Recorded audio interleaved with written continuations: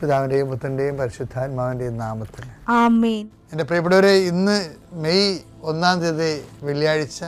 അമ്മേ, പരിശുദ്ധ അമ്മേ, അമ്മേ പരിശുദ്ധമേ, ദൈവമാതാവേ, കൃപാസനത്തിലൂടെ ഞങ്ങൾക്കും ഞങ്ങളുടെ ദേശത്തിനും അമ്മ മധ്യസ്ഥം തേടി തന്ന എല്ലാ അനുഗ്രഹങ്ങൾക്കും കൃപകൾക്കും ഞങ്ങളിപ്പോൾ ഹൃദയം നിറഞ്ഞ നന്ദി പറയുന്നു. അമ്മേ പരിശുദ്ധമേ, ദൈവമാതാവേ, 2004 ഡിസംബർ 7 ഉച്ചകഴിഞ്ഞ് 2:30 കൃപാസനത്തിൽ സംഭവിച്ച അമ്മയുടെ പ്രത്യക്ഷപ്പെടലിനെ കുറിച്ച് തിരുസഭയ്ക്ക് സമർപ്പിച്ചിരിക്കുന്ന പഠനരേഖകളുടെ മേൽ സഭാത്മകമായ പഠനം ആരംഭിക്കുവാൻ ഞങ്ങൾ പ്രാർത്ഥിക്കുന്നു.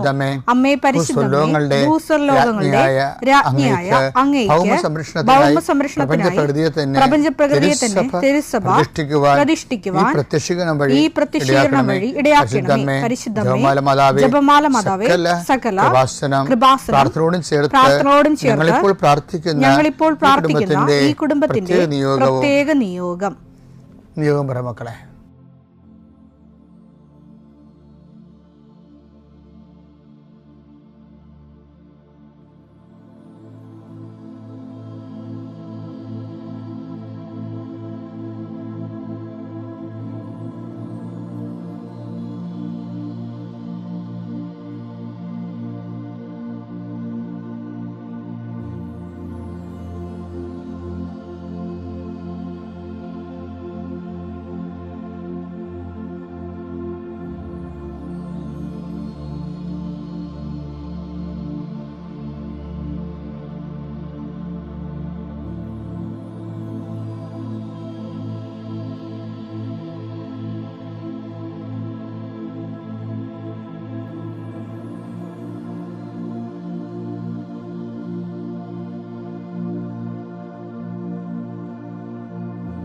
അമ്മയുടെ പ്രത്യക്ഷീകരണത്തിന്റെ ഈ അനുഗ്രഹവേളയിൽ ഞങ്ങൾക്ക് സാധിച്ചു തരുവാൻ കനിയണമേ.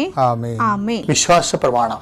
സർവശക്തനായ പിതാവും ആകാശത്തിന്റെയും ഭൂമിയുടെയും സൃഷ്ടാവുമായ ദൈവത്തിൽ ഞാൻ വിശ്വസിക്കുന്നു. അവിടുത്തെ ഏകപുത്രനും ഞങ്ങളുടെ കർത്താവുമായ ഈശോമിശിഹായിലും ഞാൻ വിശ്വസിക്കുന്നു.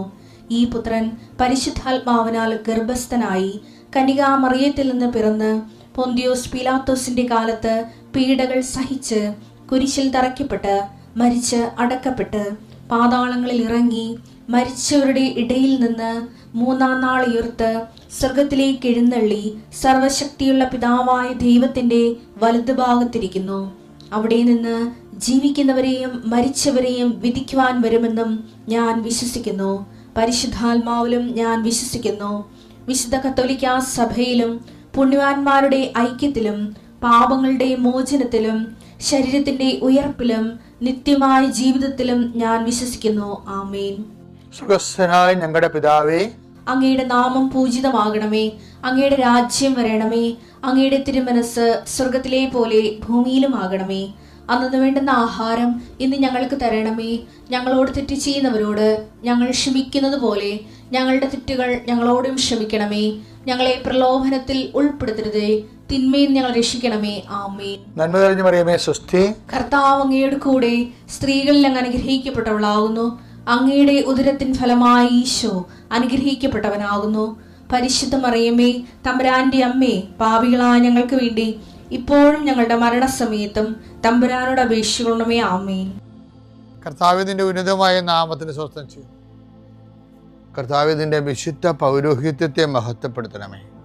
കർത്താവ് സഭയിലുള്ള സാന്നിധ്യം പ്രകടമാക്കണമേ. 40 വർഷം ഞാൻ അർപ്പിച്ച കൃപാന്റെ യുഗതിയാൽ കൃപാസനത്താരെ ജീവനോടെ പ്രത്യക്ഷപ്പെട്ട മാതാവിൻ്റെ മധ്യസ്ഥത്താൽ ഞാൻ മക്കളെ ഈശോ നാമത്തെ ആശീർവദിക്കുന്നു. കർത്താവെ, ജോലിയില്ലാത്തവര്, വീടില്ലാത്തവര്, ജീവിതത്തിൽ കലഹങ്ങളും ഭിന്നതകൊണ്ട് പിരിഞ്ഞു താമസിക്കുന്ന ജീവിത പങ്കാളികളെ, കുഞ്ഞുങ്ങളുടെ തെറ്റായ അവസ്ഥകൾ കണ്ട് വിഷമിക്കുന്ന മാതാപിതാക്കന്മാരെ, ശാരീരികമായ രോഗങ്ങളെ അവസരപ്പെടുന്നതും രോഗം ആകുന്നതിന് സമയമെടുക്കുന്നില്ല എന്ന് ഓർത്ത് ഉത്കണ്ഠപ്പെടുന്നവരെയും സമർപ്പിച്ച് പ്രാർത്ഥിക്കുന്നു. ഇന്ന് യാത്ര ചെയ്യുന്നവരെ, ഇന്നത്തെ യാത്രയ്ക്ക് വേണ്ടി വിധവിധമായ ഒരുക്കിയിരിക്കുന്ന ലക്ഷ്യങ്ങൾ, കണ്ടുമുട്ടുന്ന വ്യക്തികൾ, സംസാരിക്കുന്ന സംഭാഷണങ്ങൾ, എഴുതുന്ന രേഖകൾ, ഒപ്പിടുന്ന ഡോക്യുമെൻറ്റുകൾ, പങ്കെടുക്കുന്ന ഇൻ്റർവ്യൂകൾ, സെൻഡ് ചെയ്യുന്ന മെസ്സേജുകൾ എല്ലാം കർത്താവിൻ്റെ കൃപയാൽ നിറയപ്പെടാനും, നീ ഇന്ന് തിരികെ എത്തുന്ന സമയത്ത് കർത്താവിൻ്റെ കൃപ നിന്നെ നിറഞ്ഞു നിന്നുകൊണ്ട് സന്തോഷം വന്ന് ഉറങ്ങുവാനും, ഇന്നത്തെ ദിവസം മുൻനിർത്തി നീ കണ്ടുമുട്ടുന്ന ഓരോ നിമിഷങ്ങളെയും, നിൻ്റെ ഓരോ സമയങ്ങളെയും, സന്ദർഭങ്ങളെയും, എല്ലാം സംരംഭങ്ങളെയും പരിശുദ്ധമ്മ ദൈവമാതാവിൻ്റെ മധ്യസ്ഥത്തിൽ രാത്രിയും തിരിച്ചെത്തുന്നവരെ കർത്താവിൻ്റെ നാമത്തിൽ മാതാവിൻ്റെ മധ്യസ്ഥതയിൽ ഞാൻ നിൻ്റെ ജീവിതത്തെയും നിൻ്റെ കുടുംബത്തെയും ഈശോ നാമത്തെ ആശീർവദിക്കുന്നു. എൻ്റെ പ്രിയപ്പെട്ടവരെ, കഴിഞ്ഞ ദിവസം ഒരു ദിവസമുണ്ടായി. ഞാൻ എൻ്റെ നമ്മുടെ കൃപാസനത്തിൽ അലക്സസിനോട് ചുമ്മാ സംസാരിച്ചുകൊണ്ടിരിക്കുകയായിരുന്നു. ചുമ്മാ സംസാരിച്ചതല്ല, അങ്ങനെ ആധ്യാത്മിക കാര്യങ്ങൾ തന്നെ പറഞ്ഞുകൊണ്ടിരുന്നത്. അപ്പോൾ ഞാൻ പറഞ്ഞ്, ഒരു മനുഷ്യൻ്റെ ആത്മീയ വിജയമെന്ന് പറയണത് മരിക്കണ മുമ്പ് ഒരു സ്വർഗസ്ഥനായ പിതാവ് ചെല്ലാനുള്ള ലൈസൻസ് വാങ്ങിക്കണം.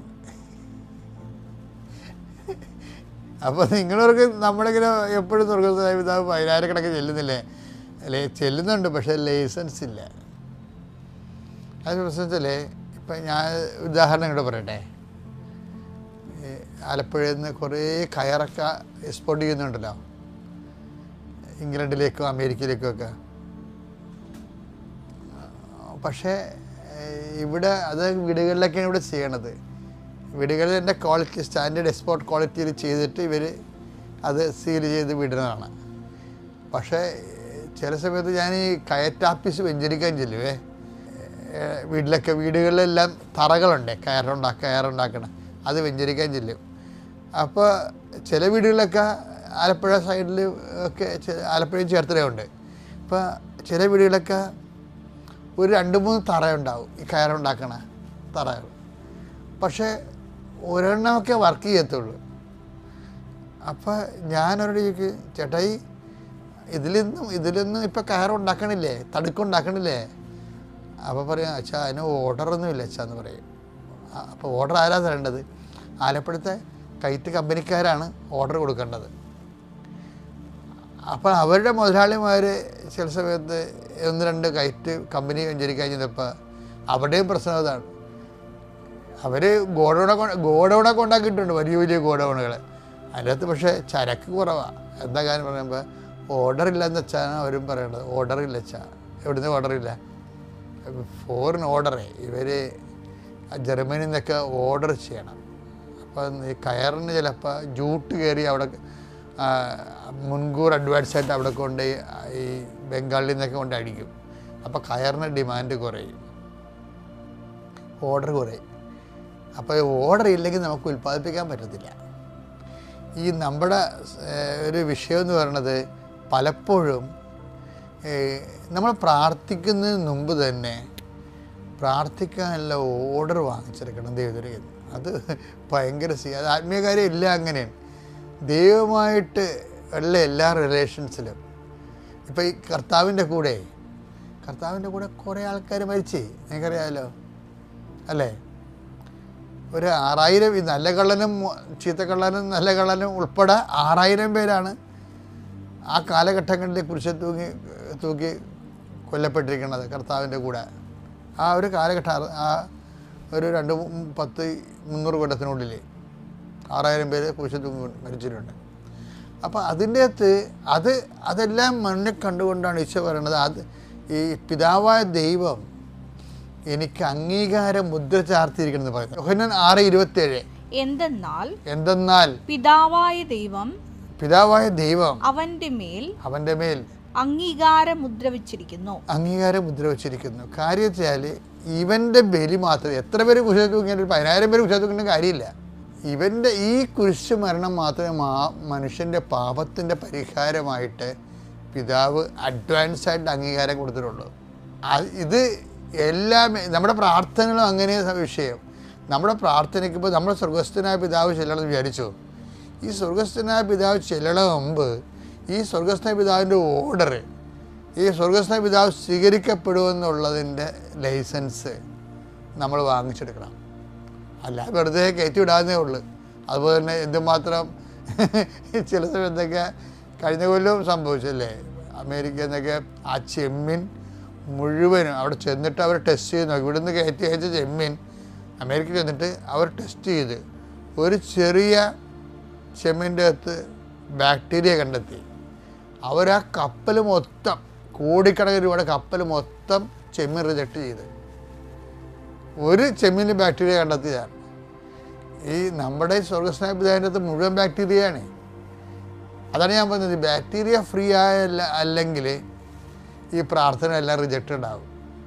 ബാക്ടീരിയ ഫ്രീ അല്ലെങ്കിൽ എന്താ കാര്യം എന്നറിയാം. ഉദാഹരണത്തിന് ഇപ്പോൾ ചില ആൾക്കാർ ലൈസൻസിന് 8 എടുക്കത്തില്ലേ, 8 എടുത്തേച്ച് പറയും എൻ്റെ അച്ഛ അവസാനത്തെ കമ്പ്യൂട്ടർ മുട്ടിയെന്ന് പറയും.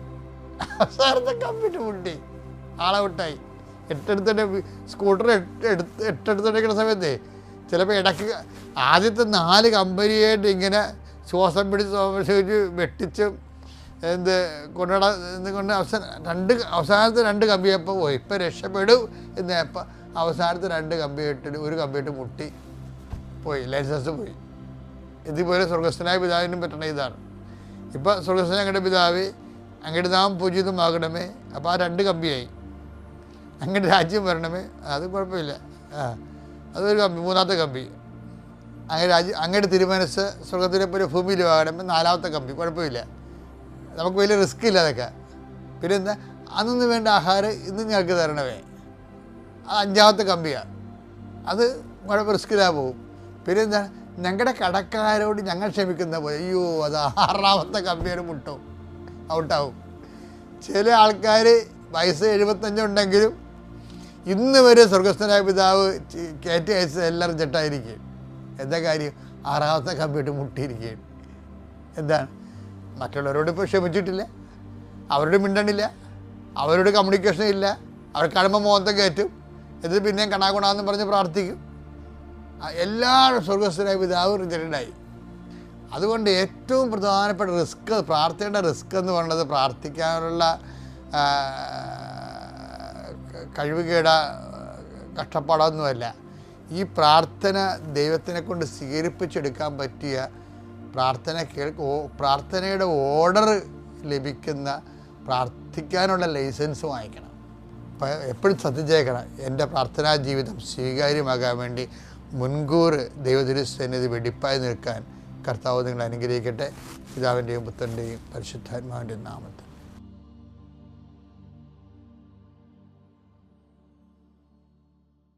അത്യപൂർവ ദൈവാനുഭവങ്ങൾ ഇനി നിങ്ങൾക്കും സ്വന്തം. ഈ യൂട്യൂബ് ചാനൽ ഇതുവരെ സബ്സ്ക്രൈബ് ചെയ്തിട്ടില്ലെങ്കിൽ ഇപ്പോൾ തന്നെ സബ്സ്ക്രൈബ് ചെയ്യുക. ഈ വീഡിയോ ഇപ്പോൾ തന്നെ നിങ്ങളുടെ സുഹൃത്തുക്കൾക്ക് ഷെയർ ചെയ്തുകൊണ്ട് കർത്താവിൻ്റെ പ്രേക്ഷിതരാകുക.